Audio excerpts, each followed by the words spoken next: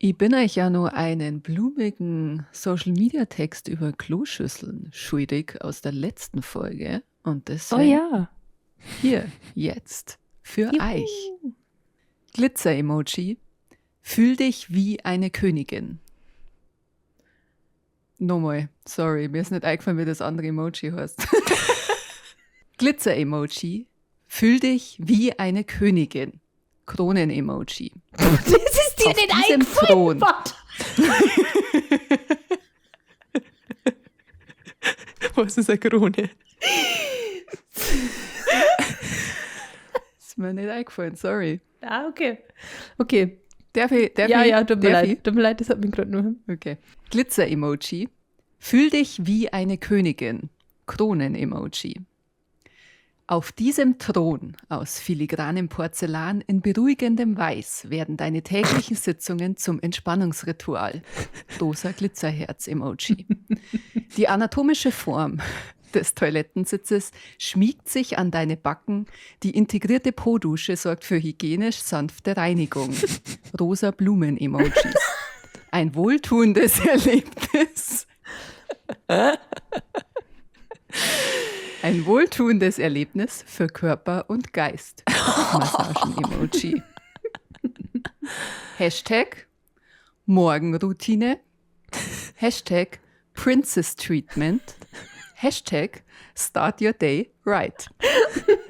Hashtag jetzt schicken Sie noch schönere Selfies vom Scheißen an Ihre Freundinnen. Wer macht denn sowas?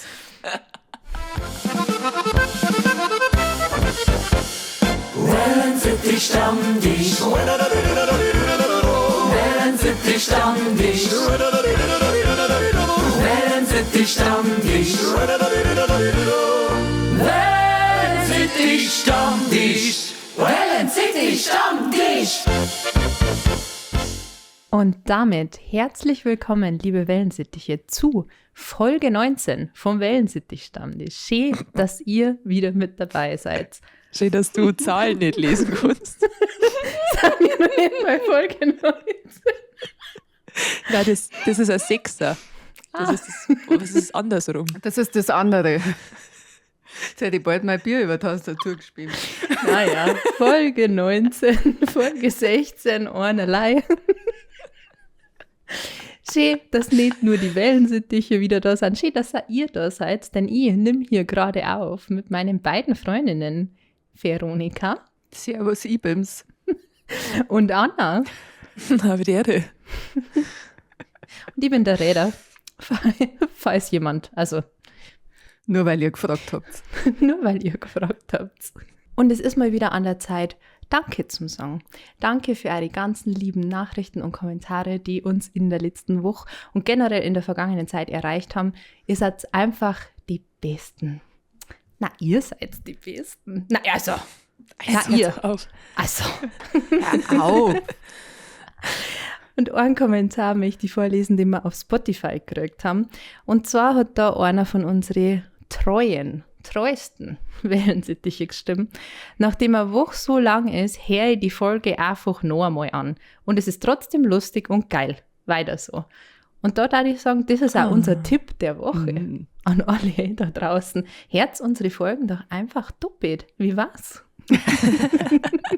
Dann habt ihr ja quasi 2 Folgen pro Woche. Das ist ja schon cool.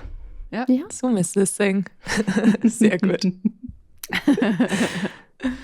Ja, wir haben auch noch anderweitiges Feedback gekriegt diese Woche. Ist nämlich passiert, dass Dres und ich gemeinsam aus Versehen YouTube angezündet haben. Dres, weißt du das schon? Nein, ihr habt da vor der Folge schon drüber geredet, also vor unserer Aufnahme, und habt gesagt, ihr erzählt mir aber erst in der Folge, was genau passiert ist. Ich weiß gar nicht genau, um was das geht. Was war los? Was habe ich gemacht? Du hast einen Brandbeschleuniger gelegt.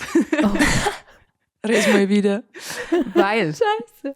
wir haben in der letzten Folge über unsere Fails bei Praktika und in Nebenjobs geredet und da hat Dres erzählt, dass sie als Schülerin bei einem Praktikum in einer Firma einen USB-Stick verwendet hat und daraufhin das ganze System lahmgelegt war bei der Firma. Ja. Und aus dieser Geschichte habe ich einen Clip für Social Media geschnitten und habe den auf unseren Kanälen hochgeladen. Und auf YouTube, wo wir jetzt normalerweise nicht so viel Reichweite haben, ist dieses Video aber in einer bestimmten Bubble steil gegangen, und zwar in der IT-Bubble. Oh.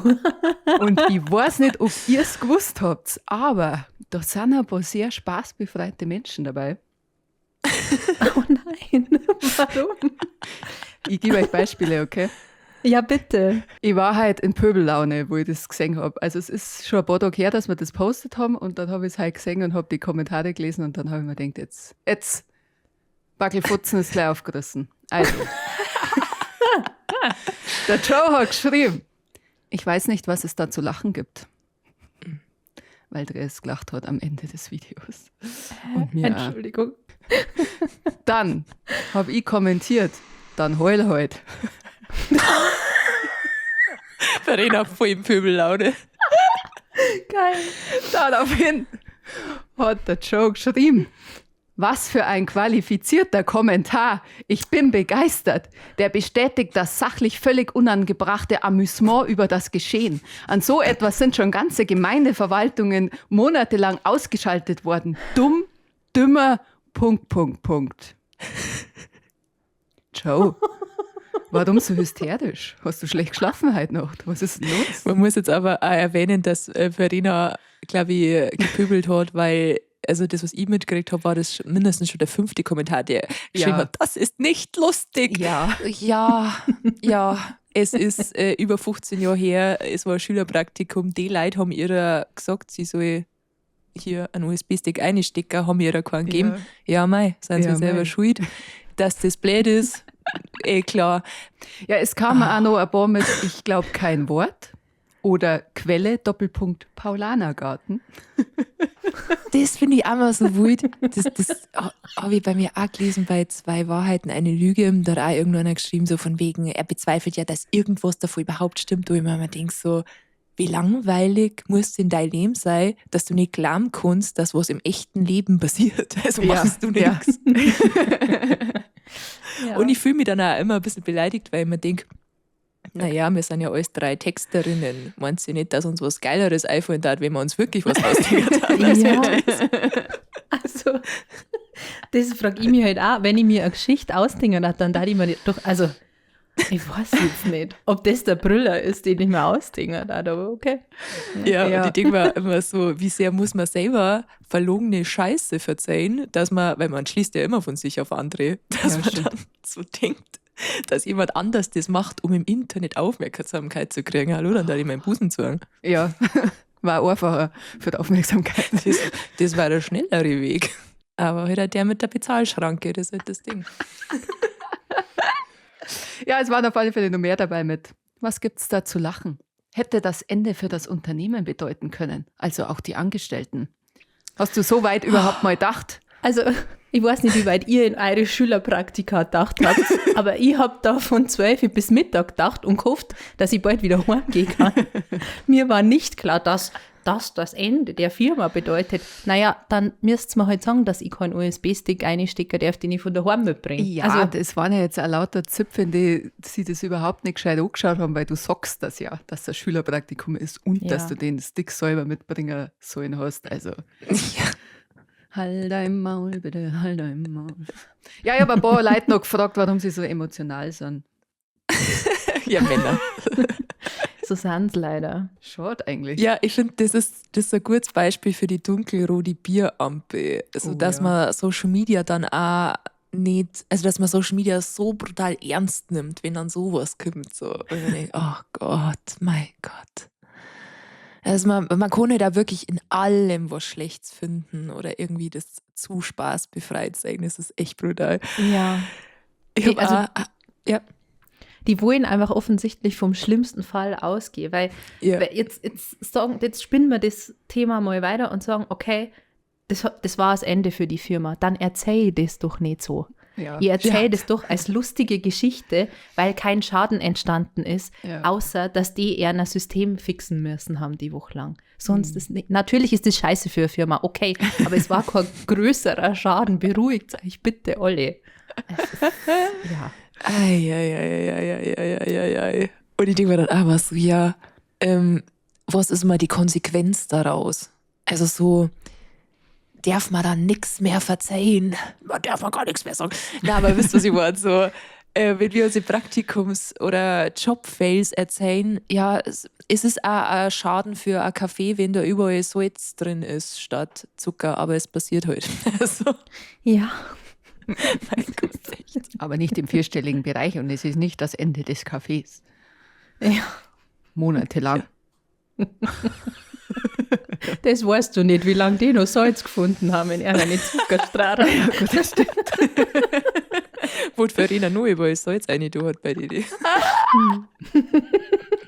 Also, liebe Wellensittiche, falls ITler unter euch sind, schreibt uns gern. Beweist uns das Gegenteil, dass ihr witzige, coole, entspannte Leute seid. Ich kenne auch coole, entspannte ITler, also ich darf jetzt auch nicht über Voll. einen Kamm scheren.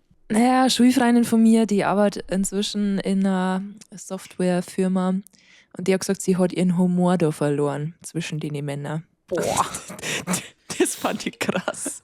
Das ist echt heftig. Harte Und Aussage. diese Kommentare zeigen mir das irgendwie. Ja, voll. Naja, deswegen grüßt euch gern, liebe ITler. Auf jeden Fall. Aber das, wir müssen auch sagen, einer hat auch geschrieben, ja, beruhigt euch, wir wissen, dass das weht oder einem ITler-Herz, aber sowas kann passieren in einem Ja, das Praktikum stimmt. so ungefähr. Ja. Also bist du auch schon von jemandem verteidigt worden, Resa. Ja. Gott sei Dank. Danke. Mein Retter. Ja. Es war Carina mit einem Fake-Account. Ja, ich gebe es zu. Ja. Mein Gott. Ja, einer hat auch geschrieben, das ist also geil, wie dann manche Typen immer so in so einer Vaterrolle dann erkennen, nichts daraus gelernt. Ja, stimmt, ich renne immer noch rum und habe immer einen USB-Stick dabei und stecke den überall an, wo ich kann. Ja, wer frei von Fehlern ist, wer für den ersten USB-Stick, jetzt beruhigen wir uns alle mal wieder. So. Da wär jetzt noch weitergehen, da werden wir die ITler werden wir verlieren, jetzt nach der Folge. Ja. Ich möchte nur sagen, dass ich es brutal finde.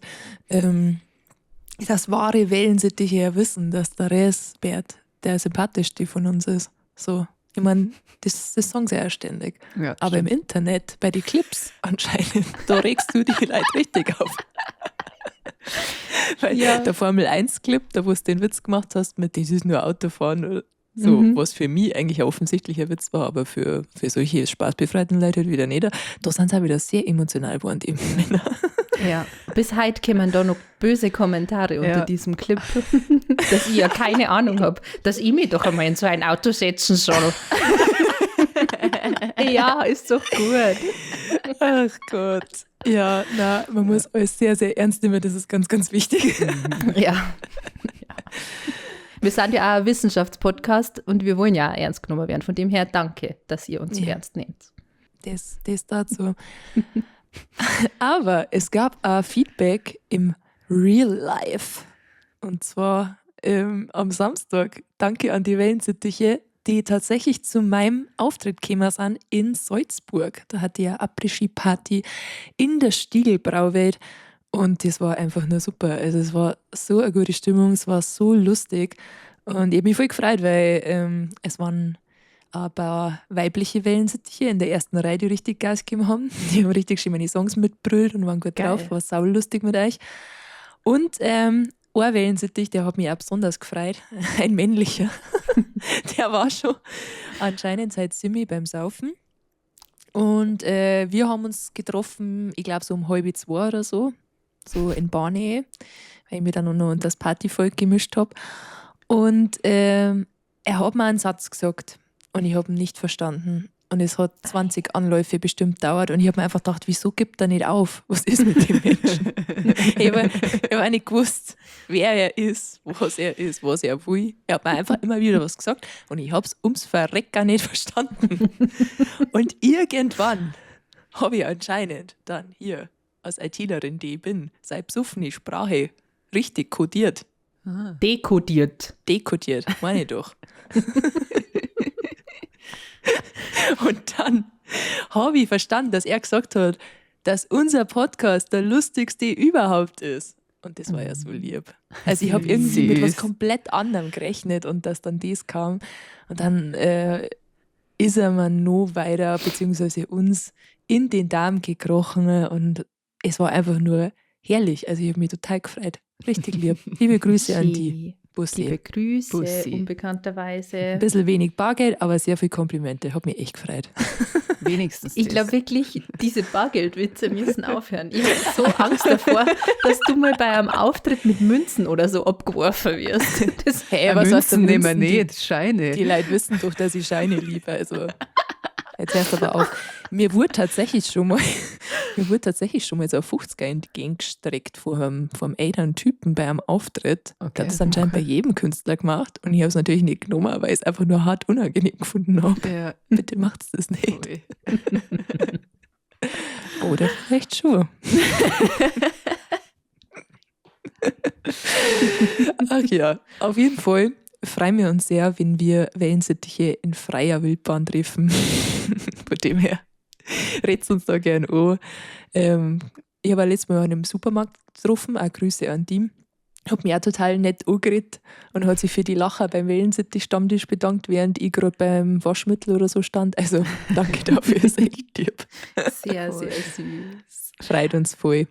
An der Stelle möchte ich nur sagen, ihr habt morgen, und das mal wirklich, wir haben das in der letzten Folge schon behauptet, dass ihr morgen die Chance habt, uns im Passau zu treffen beim Los Brutalos Konzert. Aber das mal wirklich versprochen. Morgen, am 13. März, könnt ihr uns im Zauberberg im Passau bewundern, wie wir mit unseren Wellensittichflügeln flattern. Oder auch nicht. Ihr könnt auf jeden Fall vorbeikommen, wir freuen uns sehr. Ich glaube, es gibt noch ein paar Karten, ihr müsst aber schnell sein. Und es hat uns auf jeden Fall sehr gefreut, ein paar von euch da auch zum Treffen. Und nochmal sorry für die Verwirrung, wir haben eine sehr nervöse Nachricht gekriegt. So, Ja. Gott, ich habe euer voll gekehrt. Es ist schon erst nächste Woche, oder? Ich habe da Karten. Sorry dafür. Ja, was ich aber dazu sagen möchte, als kleiner Servicehinweis, das ist mir nämlich letzten Samstag auch schon aufgefallen und das ist überhaupt nicht schlimm. Ich wollte euch das nur mal sagen, dass das so ein bisschen der Künstlerkodex ist, dass ich ungern Fotos mache, während jemand anders gerade eine Show hat. Ich stand nämlich bei Matti seinem Auftritt, also der hat ja einen Auftritt gehabt, mein Duettpartner, der Matti Valentino. Da stand ich schon daneben und da haben schon ein paar mich hergewunken und wollten Fotos machen, aber ich mache nicht gern Fotos oder die meisten Künstler machen nicht gern Fotos, während jemand anders gerade auftritt, weil das irgendwie respektlos ist, weil ich meine, der Künstler steht gerade auf der Bühne und sieht das ja dann auch von der Bühne aus, dass da gerade sich ein Weg dran, um Fotos mit wem anders zu machen. Das ist uncool. Deswegen unter dem Los Brutalos Konzert da bitte einfach nur tanzen, singen, abgehen und saufen mit uns. Davor und danach stehen wir gern für Gespräche zur Verfügung. Ja, dann kann das Bargeld zugesteckt werden. Genau. Da habe ich dann auch einen Goldbeutel dabei. Das ist so bodenlos, echt. Ja. Ich sehe schon, wie wir am Freitag da stehen und keine Sau auch nur ein bisschen Interesse an uns hat. Aber das ist auch völlig in Ordnung. Aber für mich. hey, dann haben wir ein geiles Konzert erlebt, was soll's. So. Nicht, dass uns dann das passiert wie am Legendary Oid O, einem von Los Brutalos, von den Rapper. Der hat beim Fortgehen jemanden falsch verstanden und hat verstanden, ob er, weil die ganze Zeit haben Leute schon gefragt, ob sie ein Foto mit ihm machen können. Und er hatte dann die nächste Person auch so verstanden und hat gesagt, ja, freilich können wir ein Foto machen. Und dann hat der eigentlich was anderes für ihn wollen und hat gesagt, ich will kein Beutel mit dir machen. Autsch! Und ich Ja. sehe schon, wie das dann am Freitag ist. Genau das wird uns passieren, ja. Und wenn schon. Sau unangenehm. Wir haben ja das letzte Mal schon ein bisschen vorher aufgenommen, weil ich ja dann eine Woche auf Tour war. Daher müssen wir noch ein bisschen was aufholen. Wie war denn eure Woche? Meine Woche war tatsächlich nicht so spannend. Ich habe nicht sehr viel erlebt. Mir hat ein neues Computerspiel Resident Evil 9 Requiem sehr in seinem Bann. Deswegen gibt es von meiner Seite gar nicht so viel zum Verzeihen, aber erzähl's doch ihr gerne. Ich weiß, dass eure Wochen sehr spannend waren. Vielleicht fangst du an, Verena. Was hast du so erlebt? Ich habe 2 Dinge erlebt. Also Anfang der Woche habe ich mir eine Schleifmaschine gekauft für meine Schreinermeisterei Ida Geil. und habe auch schon den ersten Beistelltisch abgeschliffen. Am Sonntagnachmittag haben mich meine Nachbarn sicher sehr geliebt dafür, aber es war mir wurscht, weil ich wollte es ausprobieren. Seid meine Besten. Geil. Und dann war ich ein paar Tage fort. Ich war in Sevilla. Ein paar haben es vielleicht in der Insta-Story gesehen. Und ja, Verena, was? ich muss nur einhaken an dieser Stelle gleich. Ja, stimmt. Es war die Wellensittich-Story, aber Ja. ich muss das hier weitergeben. Ein paar Wellensittiche sind enttäuscht, dass man dir nicht privat persönlich folgen kann, dass du ein privates Profil hast. Und wir müssen die jetzt quasi überreden, dass du dir ein öffentliches Profil anlegst. Wie Okay. stehst du dazu? Ich überlege schon lange, ehrlich gesagt, wie wir das am besten machen. Weil es kämen sehr viele Follower-Anfragen auf mein privat-persönliches Franny-Profil rein. Ja. Und nichts gegen euch, aber ich weiß nicht, ob ich möchte, dass Leute, die ich nicht kenne, meine komplette Lebensgeschichte da anschauen können. Es sind nur Fußbeutel. Ja, Es sind sehr viel Fußbeutel. Ja. Da ist der Fuß im Urlaub. Also die Verena hat uns ja erzählt, dass sie gelernt hat, wenn man raucht im Theater, aber sie hat nicht dazu gesagt, dass die Zigaretten immer von so einem Fuß gehalten wurden. Zwischen 2 Zähren war dieser Zigarillo und dann hat sie mal angezogen. Und Videos davon gibt es auch auf ihrem Instagram-Profil. Naja, Zuhauf. Ja. Aber halt nur auf dem Privaten. schade. Du musst jetzt einmal öffentliches gönnen. Ja, ich habe überlegt, ob ich das Private frisiere, dass ich da die ganzen Fußfotos und Videos einfach archiviere, dass man die nicht mehr sehen Aber da war kann. halt nichts mehr da dann. Das war schade. Ja, das Was war machst du mit einem schade. Lara-Profil? Ja, eben. Dann brauche ich ein nice, ein öffentliches. Wo ich dann vielleicht ab und zu mal ein Fußfoto für die Wellensittiche post. Wo ich so einen kleinen Wellensittich vielleicht auf meinem großen Zeh hocken habe oder so. Irgendwie habe ich Angst, dass das auch ein Fetisch ist. Ja, es gibt nichts, was es nicht gibt wahrscheinlich. Ja, okay, Leute. Ja. Ich mach's. Wenn diese Folge draußen ist, am Donnerstag um Mitternacht, dann könnt ihr mir folgen auf Instagram unter Ich liebe sehr. Wellensittich_Frini. Nein, Da, das akzeptieren wir nicht. da. Ich möchte mein Nein. Bio schreiben, dass ich ein Wildpferd bin. Nein, wir wollen, dass du Wildpferd in deinen Namen hast. Wellensittich Wildpferd. Nein, ich glaube, man findet die besser unter Wellensittich_Vreni. Aber das Wildpferd muss irgendwo auftauchen. Es Ich möchte, muss dass in meiner Bio steht, Podcast Wellensittich Stammtisch, und dann möchte ich, dass drunter steht Wildpferd und so. Das möchte ich. Okay, aber ja, okay. Okay. Ich bin zu dem Kompromiss bereit, dass du die Wellensittich_Vreni nennst, aber dass dann dein Name, also so wie man dann auch sieht, wie du die Story anschaust, Wellensittich Wildpferd ist. Ah, okay. Ja, gut. Gut. Also Passt. der Nickname ist Wellensittich Vreni und der Name ist der Wellensittich Wildpferd. Ja, folgt Okay. bitte alle mal der Vreni. Das war uns Okay. wichtig. So machen wir es. Es war mir auch sehr wichtig. Schön, dass wir das geklärt haben, ja. On air haben wir das geklärt. Nur für Perfekt. euch, liebe Wellensittiche. Perfekt. Wie war es in Sevilla? Verzeiht, Entschuldigung, jetzt habe ich die sowas von unterbrochen. Stimmt, ja. Aber das war mal ein Anliegen. Ja, es war wunderschön in Sevilla. Es ist wirklich eine wunderschöne Stadt. Man kann alles zu Fuß machen, wenn man in der Altstadt irgendwo eine Unterkunft hat. Geht man überall bloß 10 Minuten hin. Es sind total enge Gasserl. Es ist so, ja, sehr südländisch halt einfach. Aber auch irgendwie so ein bisschen orientalisch angehaucht. Also da gibt es lauter Türmchen und so blau-goldene Dachal und so. Also von der Architektur her ist da sehr viel orientalischer Einfluss mit dabei. Und das ist wirklich richtig, richtig schön. Außerdem ist ein Borzen neben der anderen. Jede ist voll, zu jeder Tages- und Nachtzeit. Könnt ihr euch vorstellen, dass ich das erste Mal Sangria getrunken habe?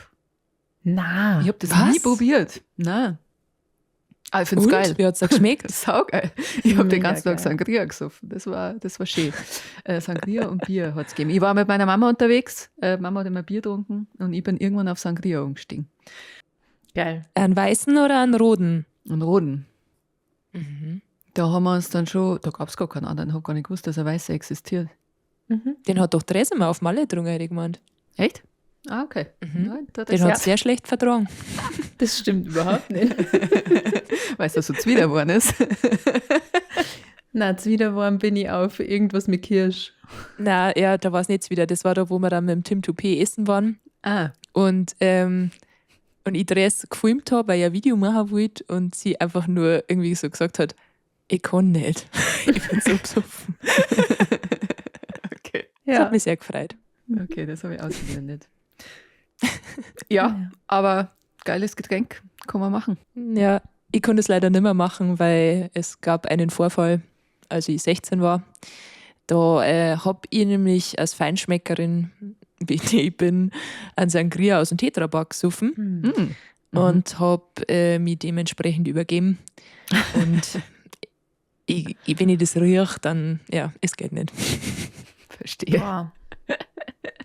Ja, aber Anja, wie war deine Tourwoche und was hast du da getrunken? Ich möchte erst nur wissen, ob du unsere Hand mitgebracht hast. Oh, na, Vreni hat uns nämlich im Gruppenchat irgendwann so ein random Foto geschickt, wo lauter so wie so Marionettenhände drauf waren. Also ein kompletter Stand in irgendeinem Markt voller Hände. Und dann hat es geschrieben, falls wer eine Hand braucht. Das hat uns sehr gefreut. waren in sehr vielen unterschiedlichen Größen, Formen, Farben. Ah, es waren auch Ja, 2 Viers Es waren auch dabei. Viers dabei. Ja. Ja.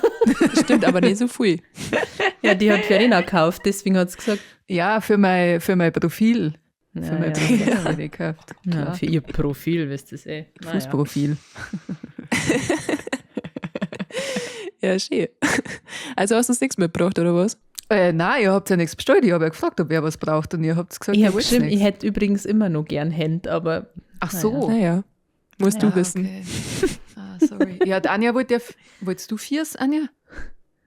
Ich habe gesagt, dass ich schon lange nach so Beinen gesucht habe. Ja, genau. Ja, die hätte es auch noch in einer anderen Größe gegeben, die nicht auf dem Pudel war. ja gut. Bitte post mir das Foto nur in Wellensittich-Stammtischgruppen. Ja, das können Vielleicht wir kann uns dann machen. auch irgendjemand, der da mehr bewandert ist, erzählen, warum er sich das kauft, ob das irgendwas Religiöses ist oder keine Ahnung, was interessiert uns wirklich. Aber Anja, hast du uns was mitgebracht? wenn Verena mir schon keine Hände mitbringt, was hast du mir Schönes mitgebracht? Ich bin mir nicht sicher, ob ich eine Erkältung mitgebracht habe, weil ich war auf einem Schiff und da waren sehr, sehr, sehr, sehr, sehr, sehr, sehr viele Familien mit kleinen Kindern und ihr wisst es Kinder sind Seuchenschleudern. Leider. Ich habe so ein bisschen das Gefühl, dass meine Nasen zu wird, aber ich gebe mein Bestes, damit ich am Freitag am Start bin. Auf jeden Fall. Ich habe vielleicht auch noch ein paar Milben mitgebracht, weil, also Danke. ich mache es nach der Reihe. Oh Gott, die Milben waren nicht auf der AIDA, nicht hier. Ich möchte nicht die Hand beißen, die mich gefüttert hat. Besser ist. Sondern, ich fange von vorne an. Für mich ging es den Samstag davor quasi, also nicht letzten, sondern den davor, nach Düsseldorf. Da habe ich nämlich auf einer Après-Ski-Party gespielt, also waren lauter Malle-Künstler da. Und das war im Schlagercafé. Und das Schlagercafé ist wie das Hardrock-Café, nur für Schlager. Und das ist also ich möchte nicht sagen, eine der geilsten, weil das ist, glaube ich, die geilste Location, die ich jemals gesehen habe. Also Cool. mein Auftritt war in der Halle, die schaut jetzt normal aus, aber dieses Café dazu, das ist so geil, das schaut so cool aus. Also unbezahlte Werbung an dieser Stelle, falls ihr jemals in Düsseldorf seid, geht's da rein, ob ihr Schlager mögt oder nicht. Das ist richtig, richtig cool, denn das schaut so cool aus. Und da waren lauter Junge und lauter alte Leute, haben einfach alle zusammen gefeiert, da haben so alte Leute Disco-Fox drin tanzt und so. So eine gute Stimmung, also es hat mir richtig, richtig gut gefallen und richtig schick allein, also echt cool. Das war sehr schön. Und dann sind wir aber nach dem Auftritt direkt weitergefahren nach Frankfurt, weil am nächsten Tag in der Früh haben wir schon am Flughafen in Minga sein müssen. Deswegen sind wir quasi in der Nacht noch gefahren, um in Frankfurt 3 Stunden zu pennen. Und da war das Milbenbett. Oh. Da haben wir nämlich in so einem Hochhaus-Hotel geschlafen. Ich habe gedacht, das war cool, weil Skyline und so. Und habe das da so spontan gebucht. Und ich bin in dieses Zimmer, habe mich aufs Bett gelegt und ich habe so eine leichte Milben- und Hausstauballergie. Aber die spüre ich eigentlich nie. So, also ganz, ganz selten. Und ich habe dieses Zimmer betreten und meine Nase war schon komplett zu und auf dem Bett habe ich dann gar keine Luft mehr gekriegt. Ah, Scheiße. Und es war auch wunderschön, weil auf dem Nachtkastel waren auch noch Haare der Vorperson. Und auch dementsprechend stabig. Und normalerweise hätte ich da was gesagt. Aber es war schon 2 in der Früh. Ich hab gewusst, ich kann jetzt nur 3 Stunden schlafen. Ich dachte, scheiß drauf. Ja. Ich will nicht. Ich will nicht nochmal zu diesem Nachtmensch da runtergehen. Ja. Und ja, das war schön. Also das habe ich euch vielleicht mitgebracht. Könnt ihr mich vielleicht mal lausen am Wochenende? Ein Snack. Wie war's das? Und dann am nächsten Tag sind wir eben weiter nach Norwegen geflogen, und zwar nach Tromsø. Ich spreche das jetzt wahrscheinlich falsch aus, aber das müsst ihr mir verzeihen, liebe Norweger. Die Stadt liegt innerhalb des Polarkreises. Das bedeutet, ich war in der Arktis, richtig krass, zum ersten Mal in meinem Leben. Und da habe ich quasi 2 Tage, oder besser gesagt 2 Nächte, es war ja nur ein Tag dazwischen, Urlaub gemacht, weil ich unbedingt mal Polarlichter sehen wollte. Und ich hatte tatsächlich das Glück, welche zu sehen. Es war mega die coole Erfahrung. Es waren schwache Polarlichter und ich habe es trotzdem schon mit bloßem Auge sehen können. Jetzt bin ich natürlich mega angefixt und möchte wissen, wie starke ausschauen. Ich am liebsten schon sofort wieder hinfliegen. Das bin richtig süchtig. Das Einzige, was nervig an der Tour war, ich habe euch tatsächlich ja wirklich noch gar nichts verzeiht von meiner Woche. Nein. Also ich hätte es jetzt wirklich zum ersten Mal. Das Einzige, was nervig war, dass wir eine deutsche Tour gebucht haben. Okay. Und ich mir erst dachte, ja super, dann, weil wenn da irgendwie was über Sonnenaktivität und so erzählt wird, was ja Polarlichter sind quasi, habe ich mir gedacht, dann verstehe ich das vielleicht nicht auf Englisch und so, dann passt das mit Deutsch ganz gut. Aber ich habe nicht so weit gedacht. War mir, was möchtest du machen? Lass mich raten, dass da dann lauter Deutsche dabei sind. So nämlich, dass ich das ja überhaupt nicht mag im Urlaub.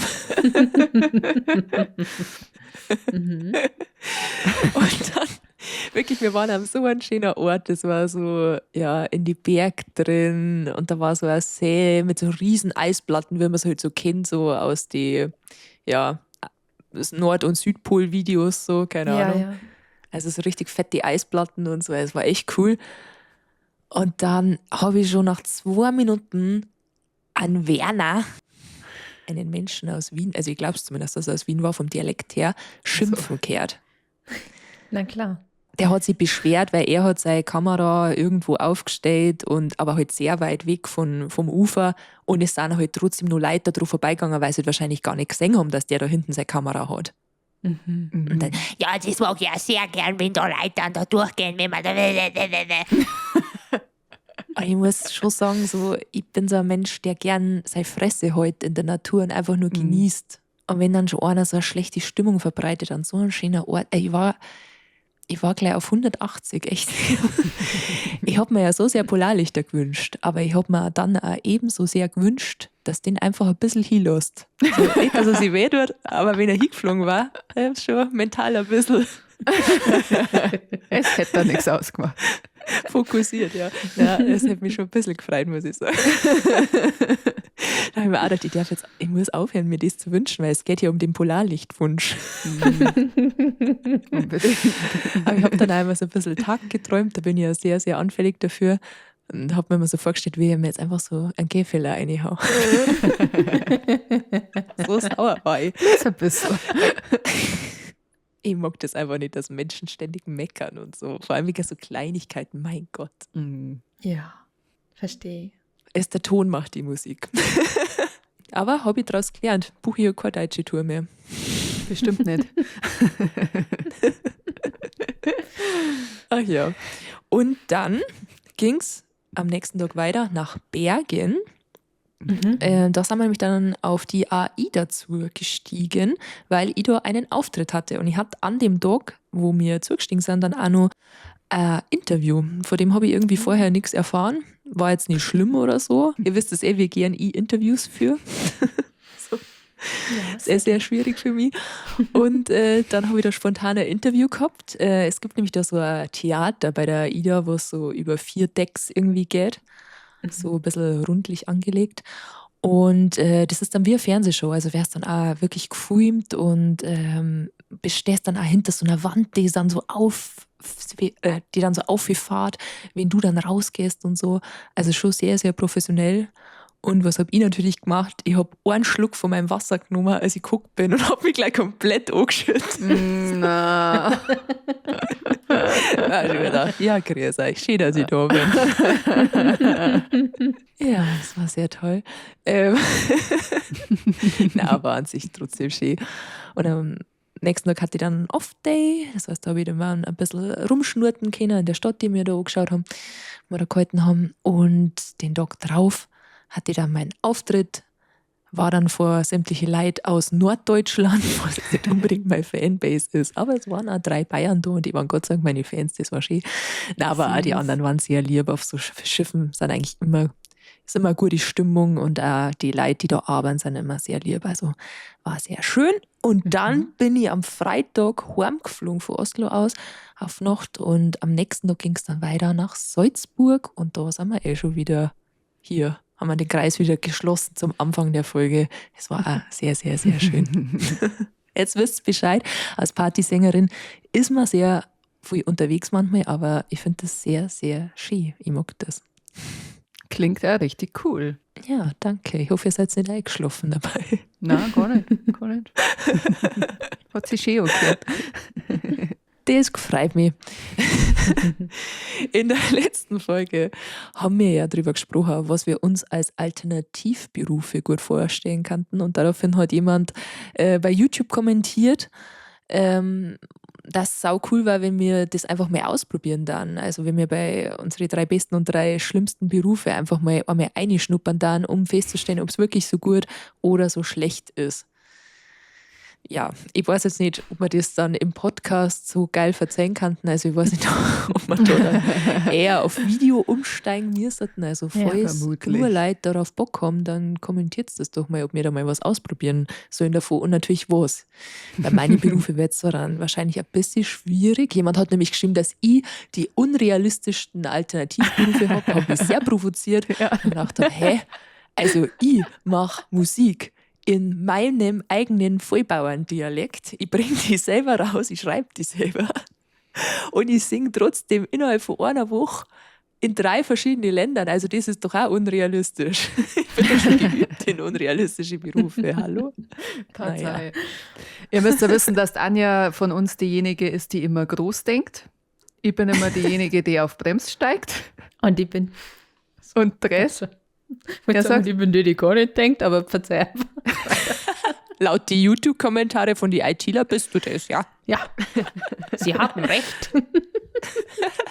Nichts gelernt. Also, und Dress ist die gar nicht denkt. Und was wollte ich jetzt sagen? Keine Ahnung. Aber Hauptsache das nochmal wiederholt.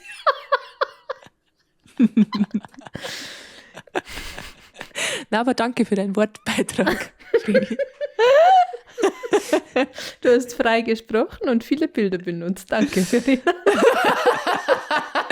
Da war was fürs Herz dabei, da war was fürs Auge dabei und fürs Ohr sowieso. Oh, fickt's euch.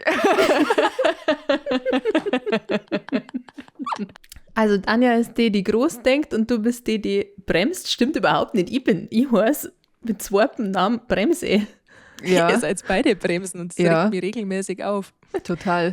Und deswegen habe ich diesen Kommentar gesehen und habe mir schon gedacht, oh, da wird er wieder sein, der Witter. Da wird er jetzt wieder sein. Und ich bin mittlerweile so, ich sage nichts mehr. Wenn die Anja sagt, wir machen das und das, dann sage ich, okay, der Steinbock in mir möchte das nicht, aber ich komme klar.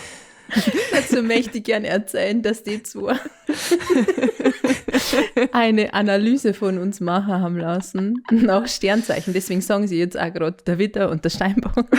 Das sind die zwei jeweils. Ja. Und das sind eher noch die zugeteilten Rollen in unserer Freundschaft jetzt quasi. Der Steinbock ist der immer bremst. Mhm. Na, doch, der Steinbock ist der Bremser. Und der Widder möchte immer sehr viel. Und manchmal kommt in unserem WhatsApp-Chat dann einfach nur von der Verena, der Steinbock in mir bremst schon wieder. Das, Oder es kommt von der Anja, Holz Maul Steinbock. Auf jeden Fall stand in dieser Analyse, man soll den Widder nicht bremsen, sondern lenken. Was für eine Räder und mich oft sehr schwierig ist, weil ich sage dann immer, Räder, lenk. das hast du noch nie zu mir gesagt. Doch, und dann hast du gesagt, ich finde das Lenkradl nicht. Ach so, daran erinnere ich mich nicht. Aber wie gesagt, ihr wart mit mir Bob fahren und ich bin am Abhang runtergefahren. Mit dem Lenken funktioniert das nicht so gut. Ja gut, da geht's mir ja ähnlich. Naja. Naja, also ich würde sagen, Vreni, du hast schon einen Führerschein in mir gemacht. Das hört sich falsch an. Okay, jetzt langt's. Keiner macht am Führerschein in wem anderen drin, okay? Stopp, vielleicht hat Verena aber gemacht in mir innen drin. Was? Das könnt ihr privat zu zweit machen, da wo ich nichts damit zu tun habe. Aber das, liebe Wellensittiche, das sagt ihr der Verena im öffentlichen Account demnächst. Na Schmarrn, das sagt ihr bei der Bezahlschranke. Ja, schön, dass wir darüber jetzt geredet haben. Ich möchte auch nochmal hier erwähnen, dass mir Sternzeichen sonst eigentlich immer scheißegal waren. Ich weiß nicht mehr, wie ich da drauf gekommen bin, aber ich bin da gerade mit einer anderen Person beieinander geguckt und die hat ihre Freundschaften analysiert durch so eine KI-Analyse mit Sternzeichen und dann habe ich halt auch aus Spaß gesagt, ja, gib mal meine Besties und mich ein. Und die Beschreibung, die da rauskam, war halt leider sehr akkurat. Deswegen weiß ich jetzt nicht mehr so genau, wie Sternzeichen so sehr hinterfragt wie davor. Die war gruselig treffend auf jeden Das war Fall. wirklich gruselig. Wurscht, also. Ich bin irgendwie sauer, dass ich da überhaupt nicht drin vorkomme. Wenn ihr, also ihr habt die Analyse schon mit mir gemacht, Ja. aber wenn ihr da jetzt kommst da drüber schon drin redet, vor. ja, aber wenn ihr da jetzt drüber redet, da geht es nie um mich, da ist immer nur Da stand drin, dass du immer uns neue Perspektiven aufzeigst. Ja, Und so. Und das stimmt auch. Das stimmt aber auch. ich meine, wenn wir jetzt darüber reden, hey, immer nur Witter und Steinbock, das Ja. möchte ich damit sagen. Ja. Ja, Schütze. Klingt die halt mal ein. Ich möchte, dass das aufhört. Ich will nicht, dass wir uns mit den Sternzeichen anreden. Das ist so eine Minuten vor, ich hole mir jetzt eine Holzperlkette und trage die. Das hast du mir für das Jahr sowieso schon prophezeit. Also, Dass du eine Holzkette ja, und dass ich nur noch so weite Ja. Leinenkleider trage und keine BHs. ist okay. Und dass du immer mit deinem Pendel rumlaufst dann. Nein, das nicht, aber dass ich Männer im Internet Geld schicke, damit sie mir endlich besuchen können. Was? Der Typ, der mir auf Instagram geschrieben hat, Ja. dass ich die schönste Frau auf der Welt bin. Da hast du Da hat er gesagt, recht. da hast du gesagt, ich muss, erstens hat er nicht gesagt, ich bin die schönste Frau auf der Welt, sondern er hat gesagt, ich bin eine der schönsten Frauen. Das soll er zurücknehmen. Und bist dann die hast du schönste gesagt, ich schreibe ein bisschen zu viel mit dem und ich bin eins vor Holzketten und Leinenkleidern. Ach so, ja. Ja, ich bin ja große Gut bei Deutschland Enthusiastin. Und da gibt es halt oft mal so Folgen drüber, dass halt irgendeine Inge halt sich dann in irgendeinen Jamal verliebt und die dann sagt, dass alle anderen liegen, wenn die sagen, dass der Jamal sie nicht wirklich liebt. Dass der Jamal gar nicht existiert. Dass der Jamal nicht existiert, nur dazu, ja. Ja. Ja, spätestens auf Bali wird es dann soweit sein, Res, mit den werden wir den Rest Leinenkleider und den verlieren. Holzketten. Ja. Da wird der Busen freischwingen, das kann ich euch versprechen. Wenn das so. Was hast du gesagt? Ich hab's nicht verstanden. Was?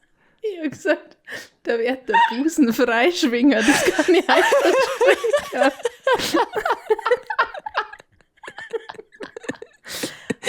Ja. Ja. Da wird mit dem Busen gependelt. Da braucht man kein Pendel.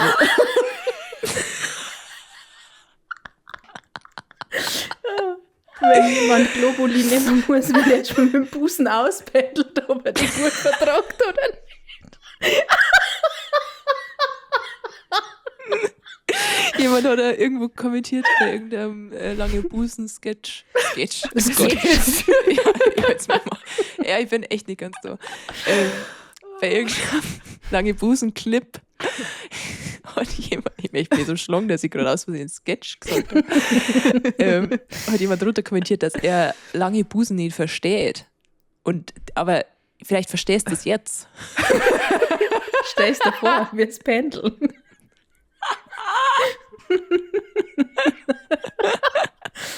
Oh. Boah.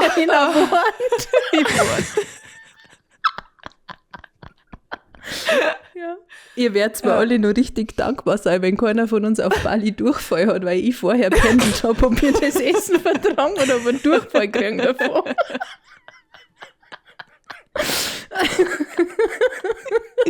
Ja, das ist meine Traumvorstellung, ehrlich gesagt. Ich habe nicht gedacht, dass ich mich noch mehr auf den Urlaub freuen kann, aber du hast es geschafft. Ja. Oh Gott, der den erklärt wirklich schon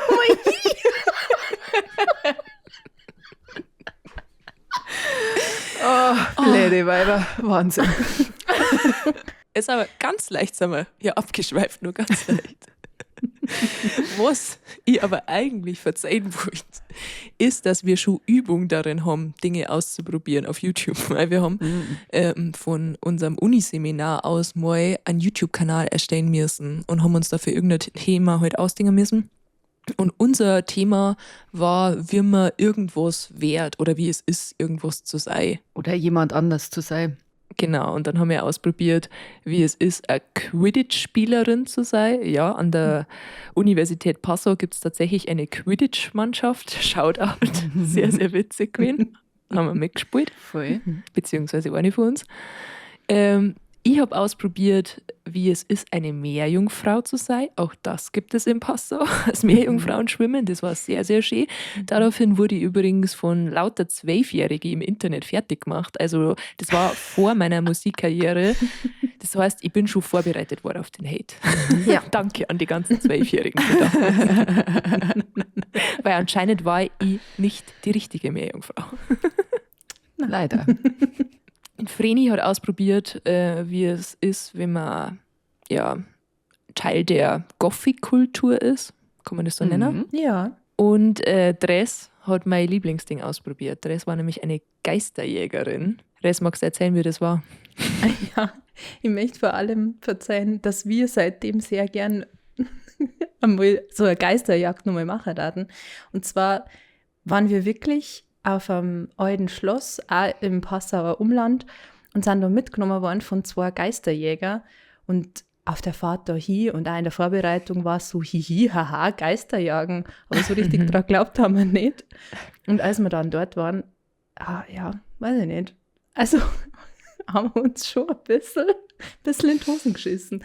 Also das Erste, was passiert ist, was so richtig seltsam war, dass die Akkus von unseren Kameras, die wir vorher natürlich vorbildlich und in weiser Voraussicht vollgeladen haben, einfach leer waren. Wir sind in diesem Raum angekommen, wo wir das erste Interview mit dem einer Geisterjäger filmen wollten, stellen unsere Kamera auf, machen alles ready, Akku leer.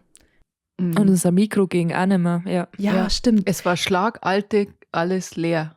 Nichts mehr gegangen. Für alle, die das nicht wissen, es gibt diese Theorie, dass Geister quasi von Energie zehren und dass das, also die Geisterjäger haben uns das dann auch erzählt, dass wir uns ja gar nicht da brauchen. Für die war das so, natürlich ist euer Akku leer. Also für die war das so, das passiert hier dauernd, dass Leute mit Equipment ankommen und das ist einfach leer. Und es ist ja normalerweise so, dass zum Beispiel in Kälte wirklich Akkus schnell leer werden. Aber also wir waren noch in einem kalten Raum, aber da waren wir noch nicht in einem kalten Raum. Das war ein ganz normaler Raum. Ja. Das war echt gruselig und es war ein Sommertag. Es war ein Nachmittag, deswegen haben wir erst recht nicht gedacht, dass das gruselig wird. Ja. Aber wenn dir dann die ganze Zeit so Legenden erzählt werden oder was angeblich bei den Geisterjagden davor passiert ist, dass da mal Leute berichten, dass sie angelangt werden und so, das manipuliert die so, dass du dann so feinfühlig bist und so und schreckhaft. Es war echt schlimm, wir haben uns so in die Hosen geschissen. Ja. Und am allermeisten in die Hosen geschissen habe ich mir dann, weil, also ich war die das quasi ausprobieren müssen hat. Das heißt, ich war die vor der Kamera und die auch so verschiedene Sachen einfach austestet hat. Und dazu hat auch gehört, sie allein mit der Kamera, die ich selber rangehalten habe, in den Eiskeller dieser Burg einsperren zu lassen. Da war es stockfinster drin und die anderen sind alle rausgegangen und ich habe da, ich weiß nicht mehr wie lang, 2 Minuten, 3 Minuten drin bleiben müssen. Und es war gruselig. Es war einfach scheiße gruselig. Boah, ich hatte da so Respekt vor dir, weil da war es wirklich schon so weit, dass man schon so richtig in die Hosen geschissen hat. Ja. Und dann habe ich mir gedacht, oh Gott, jetzt lassen wir die da zurück, Hilfe. Die wird Ja. gleich vor dem Geist angelangt. Ja, und davor, da war sie, glaube ich, nur dabei, haben wir auch irgendwo stehen sehen oder so. Ich erinnere mich nicht mehr ganz genau. Wir müssen in das Video nochmal reinschauen. Aber wir haben auch, oder ich habe auch irgendwas gesehen und danach habe ich noch allein in diesem Eiskeller bleiben müssen. Also es war echt, ja, ich bin nicht angelangt worden, es ist alles okay. Aber es war richtig gruselig. Und seitdem träumen wir 3 eigentlich davor, dass wir das irgendwann nochmal wirklich machen wollen, nachts. Und Ja, ja, so eine richtige das steht Tour. ganz fest auf unserer Liste. Ja. Da scheißen wir uns aber dann komplett ein wahrscheinlich. Ja. Höchstwahrscheinlich. Ja, vielleicht das als Wellensittich-Gemeinschaftsevent. Ja, Gemeinschaftliches in die Hosen scheißen. genau. Das passt zu uns. Und ja, falls ihr die YouTube-Videos sehen wollt noch, könnt ihr euch mal ganz schön hier. Ein Scheißdreck werden mir die wieder online stellen. Die bleiben stehen unter Verschluss. Ja, also da muss mehr da kommen aus Bargeld. Aber wir waren auch sehr stolz, weil unser Kanal lief tatsächlich auch aus Versehen am besten, aber nur Ja. wegen die ganzen Hater-Kinder. Das stimmt. Ich glaube, deswegen hat, glaube ich, mehr Aufrufe gehabt, das Video, als mein erstes Musikvideo so gut ging. Das war echt Ja, deprimierend. das war krass. Naja, meine Lieben, dann würde ich sagen, kommen wir jetzt zu unserer beliebten Kategorie. Die 3 Besten, die 3 Schlimmsten. Die 3 Besten, die 3 Schlimmsten. Oh nein, leck mich fett in die Fressen geschissen. So, und wir haben jetzt so viel über Berufe geredet, die letzten Folgen auch, dass ich mir gedacht habe, es muss einfach einmal wieder um das Wesentliche gehen. Jetzt müssen wir wieder seriös werden. Ja, weil es kann ja nicht sein, dass wir da ständig auch in der Kritik so stehen, dass hier nur lächerliche Sachen kommen.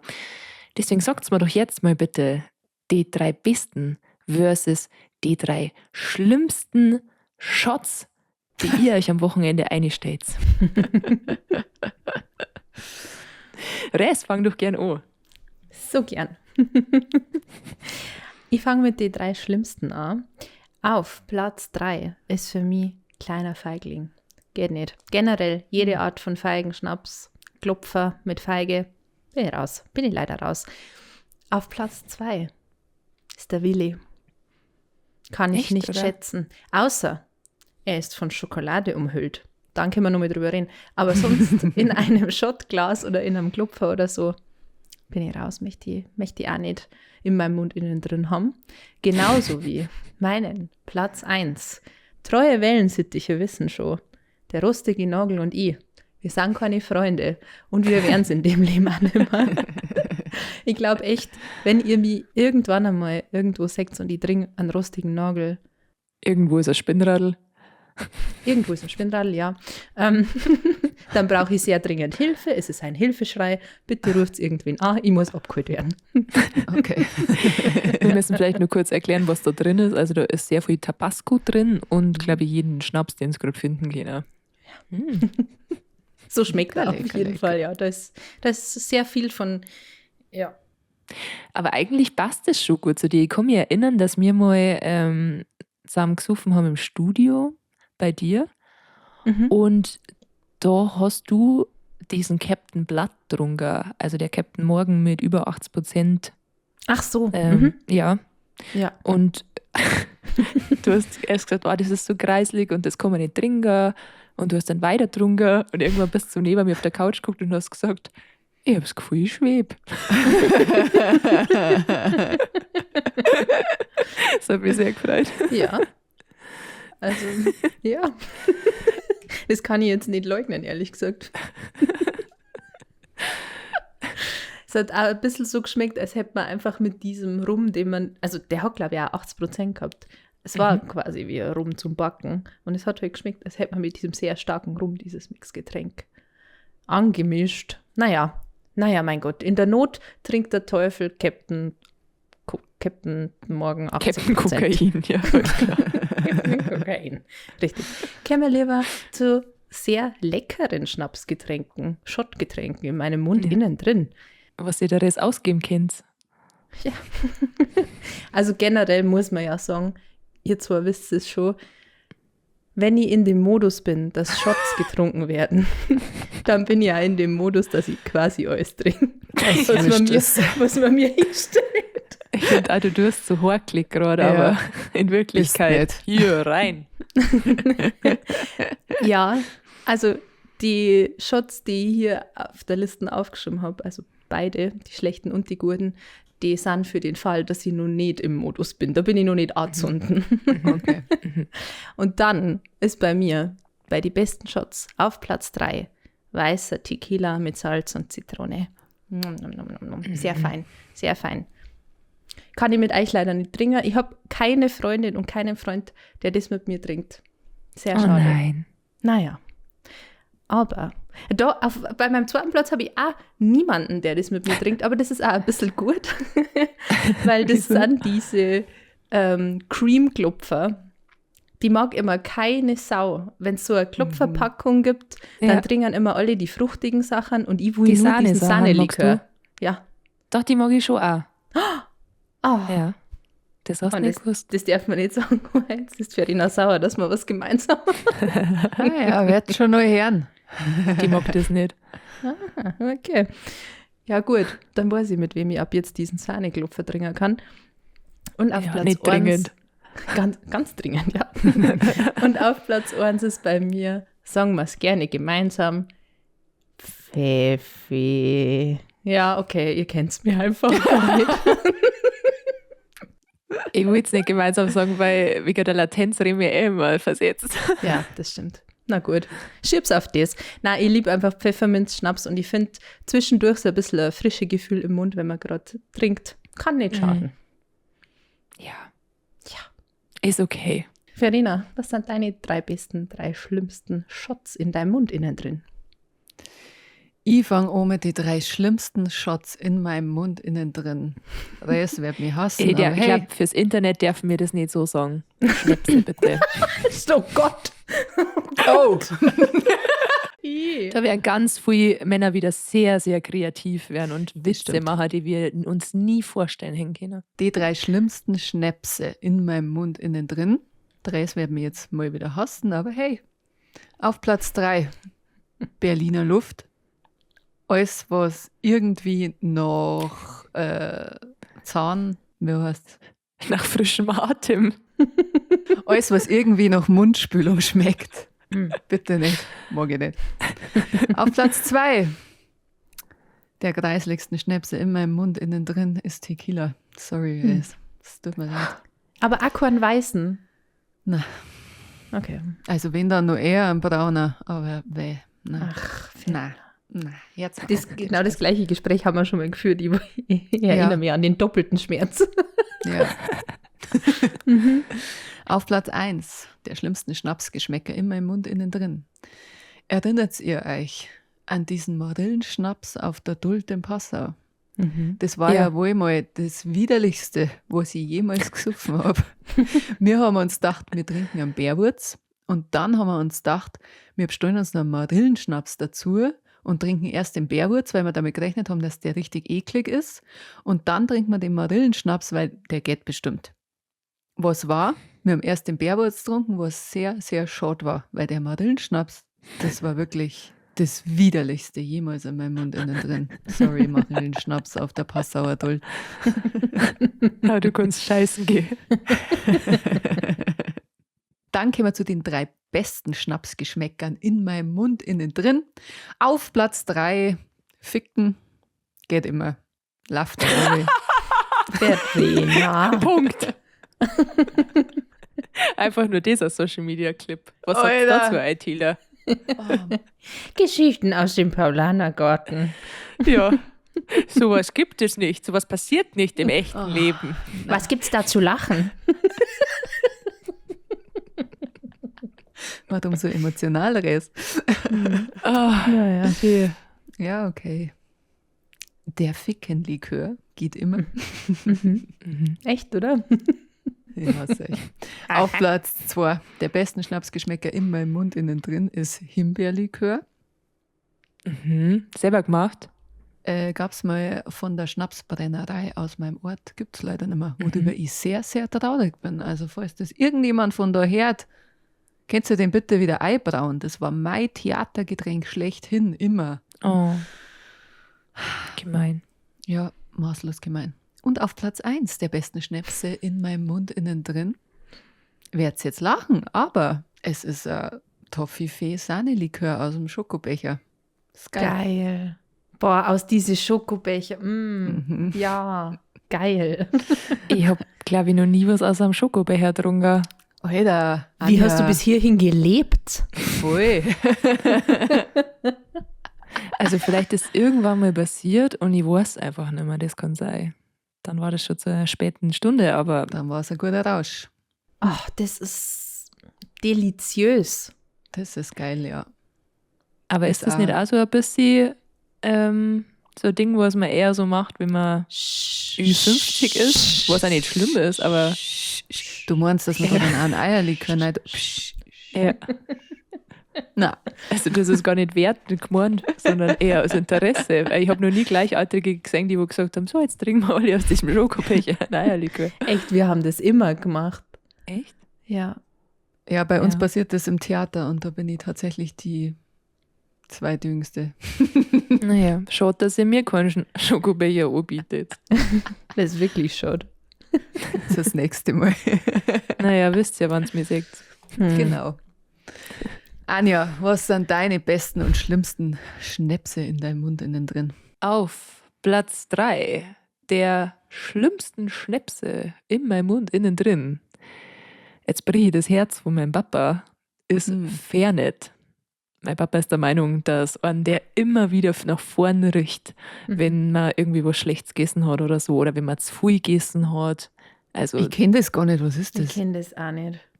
das ist ein sehr, sehr, sehr scharfer Kräuterschnaps.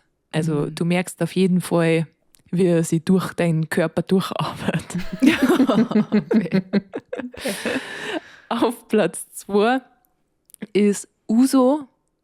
Das mag ich einfach nicht so gern, den Ja. Geschmack. Also Araki, glaube ich, geht in eine ähnliche Richtung.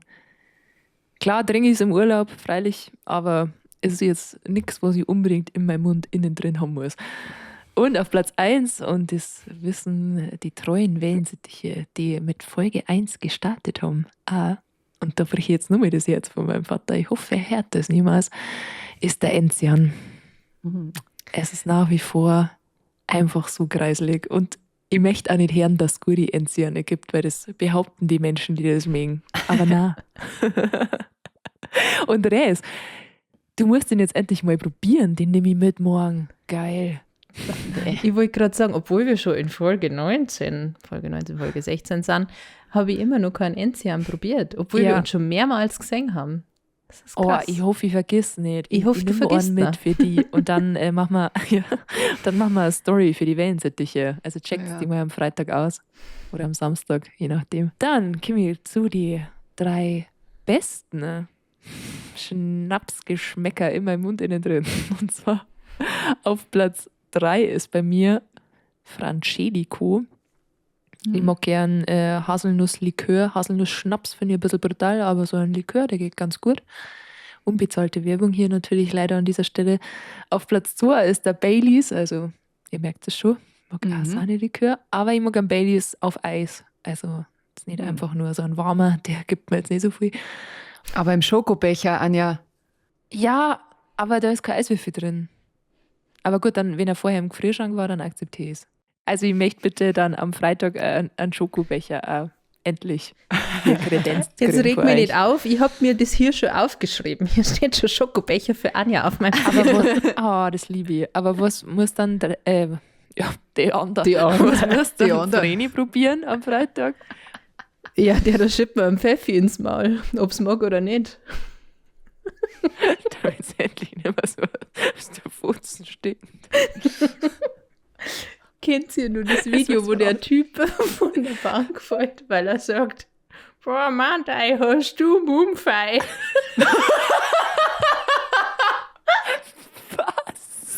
Kennt ihr das nicht? Das war das erste Meme, das ich je gesehen habe. Da war ich so 10 oder so. Da begegnen sie 2 Typen auf dem Fußballplatz. Und einer sitzt jetzt so auf der Tribüne und der andere unten. Und der eine redet halt mit ihm. Und dann sagt der andere, boah, Mann, da hast du Mundfei. Mundfei. Ja, Mundfäule. Mundgeruch. Geil. Das habe ich noch nie gehört. Aber wisst ihr, was ich auch sehr gern mag? Den Begriff Mauldampf. Mauldampf. Das Ich habe ich kenne nur noch nie gehört. Maulade. Ja, aber ist der allgemein oder sagen das nur Los Brutalos? Und deswegen Was, kennen wir Maulade? das. Ja, Ich hätte jetzt nicht gewusst, dass ich das von Los Brutalos habe. Ich habe das in meinem ich habe ganzen das Leben schon noch von nie Los gehört. Brutalos. Echt? Habe ich noch nie gehört. Keine Ahnung. Ja, sie sagen das halt, weil das Schlimmste, was gibt, so ungefähr Hitler Der ist, Ade deswegen ist. Maulade. Ja. Es ist dumm. Ach so. Ja, wisst mal wieder Bescheid. Ist ja ein Wissenschaftspodcast. Aber auf Platz 1, und das habe ich noch nicht gesagt, und das ist auch sehr, sehr unbezahlte Werbung, aber ich mache diese Werbung sehr gern, weil mich dieses Getränk wirklich überrascht hat. Also ich muss zugeben, vom Namen her und auch so wie es ausschaut, habe ich gedacht, das schmeckt einfach nur nach Gülle. Also das ist einfach so, es schaut aus wie Gülle, dass das einfach nur so ein ekliger Kräuterschnaps ist. Aber das war wirklich der schmackhafteste Likör, den ich seit langem in meinem Mund innen drin gehabt habe. Und das ist der Sickersaft. Gibt es in Baden-Württemberg oder stammt aus Baden-Württemberg. Und, Das ist der den Sickersaft. habe ich, ja, ich habe euch schon die Werbung davon gesagt. Du darfst nicht so reden, weil Grüße. sonst fange ich wieder an zum Schwäbeln und dann wirst du wieder sauer für ihn. Ja, voll. Weißt du das nicht kannst? Grüße gehen raus an den Sickersaft und an die Werbung gemacht haben. Das ist sehr, sehr unterhaltsam. Übrigens auch Wellensittich. Also vom Sickersaft, weiß ich nicht, ob das ein Wellensittich ist, aber der Alex, der die Werbung mit ihm gemacht hat, auf jeden Fall. Liebe Grüße. Alex. Ja, das schmeckt irgendwie so nach so Apfel-Zimt auf eine gute Art. Also Okay. nicht die Apfelart, die ihr nicht mag, wie ihr aus der letzten Folge oder vorletzten wisst, sondern auf die mich glücklich macht. Wer für euch Ja. das jetzt weiterhilft. Ja, Den danke. darf ich dann gern probieren morgen. Ja, ich hab Haben wir leider einen. keine Probe. Ich weiß nicht, ob es den in Bayern gibt, aber wir werden es rausfinden. Wir werden es rausfinden. Ja gut, das war schön. Dann können wir jetzt noch, weil wir schon wieder so lang gelabert haben, ganz schnell zum Wellensittich der Woche. Piep, piep, piep. Ach, leg mir doch an meiner Kloake. Ihr fragt euch sicherlich schon, die ganze Folge lang, wer wird heute der Wellensittich der Woche? Bin's ich, kann ich endlich meine Eltern stolz machen. Ich hoffe, ihr seid aufgeregt. Und zwar, der heutige Wellensittich der Woche, der wartet schon sehr, sehr lang auf diesen Titel. Er will diesen Titel unbedingt. Und Marcel, lass dir gesagt haben, du bist schon in unser Herz geslidet mit der allerersten DM, die du damals am 12. Februar um 8:09 Uhr an uns geschrieben hast. Haben wir uns ja tätowiert. Das Datum haben wir uns alle tätowiert, ja. Und natürlich warst du auf der Liste schon die ganze Zeit. Der Marcel liked und kommentiert alles auf Insta und auf TikTok. Sehr aktiv, schreibt regelmäßig DMs, küsst unsere Schnäbel Er schreibt auch Spotify-Kommentare. Das und liebe er ich auch schreibt da sehr. Spotify-Kommentare, stimmt, ja. Er ist ja Tausendsasser, ist er ja. So kennt man ja. Er ist ja auf alle Kanäle unterwegs. Und deswegen, Marcel, ist es verdient. Verdient. Wir haben gewusst, du wärst das mal werden. Und jetzt bist das endlich. Natürlich. Marcel. Und weißt du, mit was du mich gekriegt hast? Mit deinem letzten Kommentar, wo du geschrieben hast, dass du ja glaubst, dass ChatGPT von der Vreni klaut. Da habe ich mir gedacht, jetzt hat er den Pokal verdient. Weil ihr müsst wissen, wir sind nicht nur der lustigste Podcast auf der Welt. Wir sind alle sehr bestechlich. Das heißt, wenn ihr Wellensittich der Woche werden wollt, wisst ihr jetzt, was zum Tor ist. Genau. Also Marcel, rühr die gern auf einem dieser zig Kanäle, wo du uns verfolgst und schick uns gern deine Adresse zu und dann schicken wir dir als Wellensittichbrieferl der Woche zu. Herzlichen Und hey, jetzt hör nicht Glückwunsch. auf damit. Genau, wehe, Das fühlen wir uns benutzt. wehe.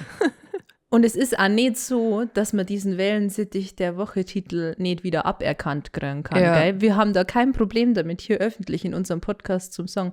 Übrigens, der Wellensittich der Woche von vor 3 Wochen, Der ist der ist nimmer. nimmer. Der hat sich nie wieder gerührt. Ja, na, so ist Dem das haben wir nicht, seinen gell? Titel wieder weggenommen. Also davor schrecken wir Ja. nicht zurück.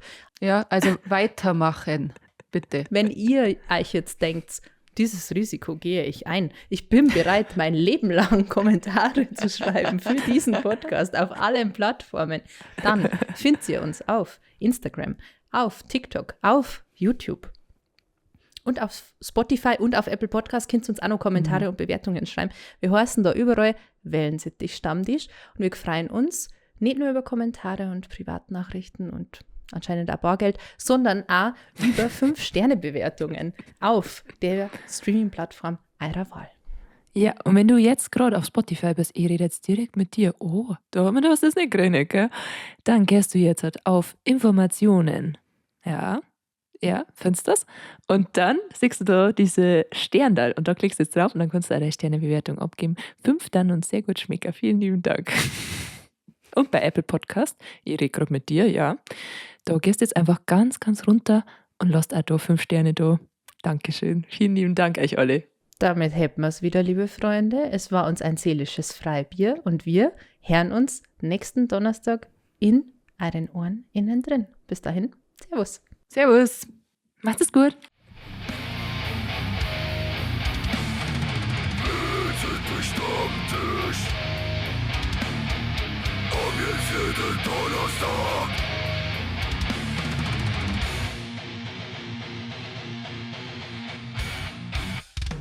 Also na, sowas hörst du nicht.